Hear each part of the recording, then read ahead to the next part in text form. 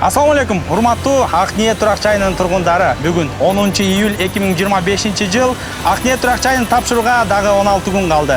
Бүгүнкү күндө турак жайыбызда кандай жумуштар жүрүп атат, ичинен таанышабыз.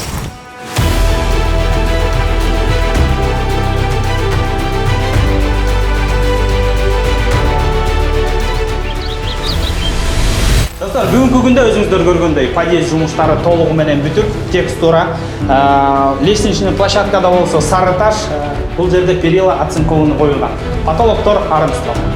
Урматтуу Акниет турак жайынын тургундары, бүгүнкү күндө келишим боюнча сиздердин квартираларыңыздар ПСОго даяр, штукатурка, сухой стяжка, газдын счетчиктери коюлган, канализационный трубалар орнотулган, жана ошондой эле отоплениянын трубасы, кире бериште болсо счетчиктер коюлган. Урматтуу Акниет турак жайынын тургундары, көрүп турганыңыздардай эле фасад жумуштары бул жерде толугу менен аяктаган, терезелер коюлган, а бул жакта болсо центральный отоплениянын түтүкчөлөрү коюлган. Урматтуу Акниет турак жайынын тургундары, сиздердин баарыңыздарды ачкыч тапшыруу аземинде күтөбүз.